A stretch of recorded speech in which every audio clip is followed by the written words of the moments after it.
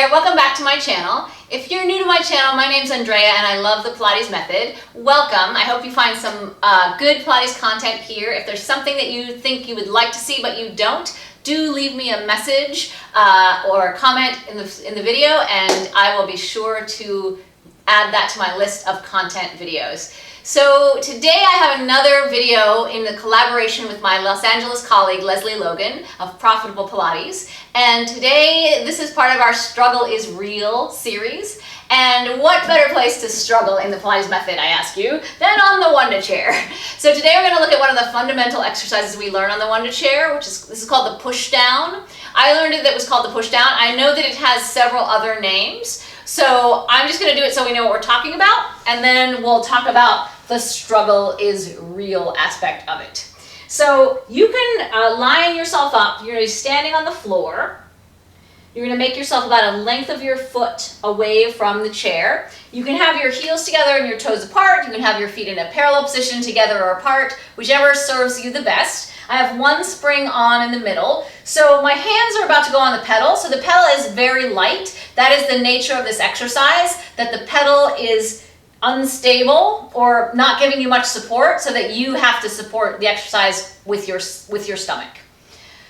This is also an exercise that is pretty much the vertical version of the mat exercise, the roll up. So I'm pushing my feet into the floor, I'm pulling my stomach up to the ceiling, and I'm placing my hands onto the pedal. Put the palm of your hand on the pedal, press the pedal down, and then you're going to hold yourself very still as the pedal goes up and down 3 times. And then with a straight arm, you're going to lift your stomach, close the pedal with control, and then lift the arms to the ceiling. So that's the push down. There's several ways to do it. I am finding myself really liking the moment where your body is in the shape of the elephant as you're doing the exercise. And use your Pilates eye because you will be able to see why I like that. So I'm going to do it first where I push the pedal all the way to the mat.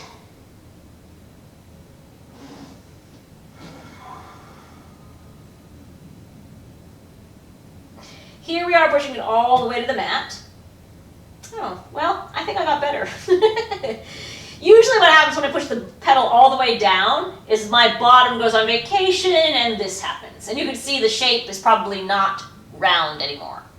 But usually when I stop at the elephant, I still have a prayer of keeping my back round. So see what you think. I'm going to stay like maybe somewhere between those 2 places. And then I'm really putting equal weight on my hands and my feet. Sometimes the pedal kind of can push you back here, so that every time the pedal goes up, it kind of pushes you off of your standing body. You want to make sure that you push the floor and the hands, and then the stomach pulls up and the hands and feet push down. So it's very elephant-esque, right? And then push down, so you have to make your low belly and the lower body push onto the floor so much that it's just going to pop the top of you up. And then you'll bring your arms down. So that's one thing that can happen, is that the pedal kind of pushes you and you don't really push enough into it. Generally when you have a spring, a pedal, any part of the apparatus in Pilates, you want to be in control. You don't want it pushing on you. And generally, as you push into it, it's going to help you find your muscles and also maybe even, give you a little aha moment about other things in the system.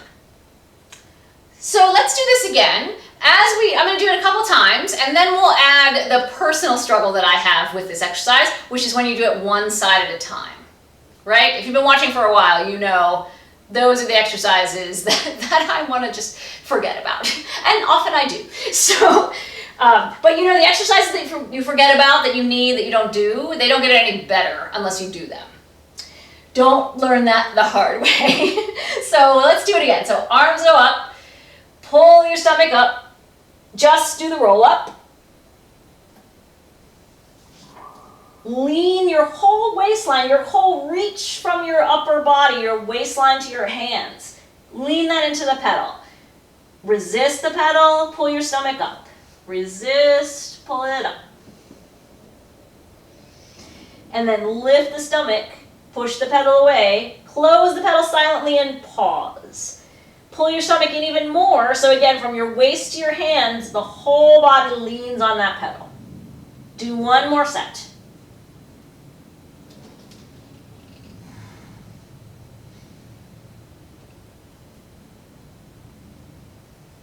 Now you're going to close the pedal silently. Keep the stomach lifting to bring you back up. Bring one hand behind your head. Now you're going to pump with your right hand only. Do everything else you did. Whoop, don't fall over. So now, really find your waistline to push that pedal. It'll probably want to make your arm do a little bit more, maybe, than your back when you have one arm. But now you'll be able to tell. Come back up. Switch the hands. Lift up.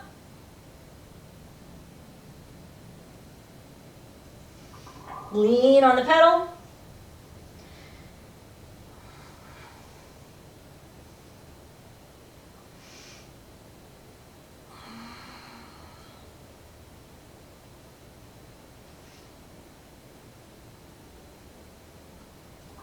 Come all the way back up.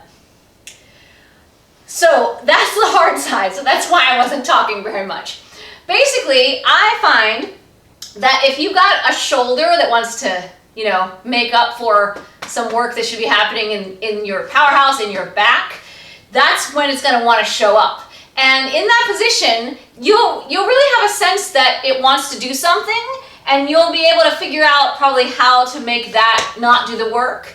And you'll be able to push with more of your body. The over position, I feel like that upside down position kind of helps you find that muscle instead of your shoulder. See what you think. And even if, this muscle doesn't work to the degree that you found it, but it can't push the spring, that's okay. If you found it, just hang out there and shake a little while, it'll be fine.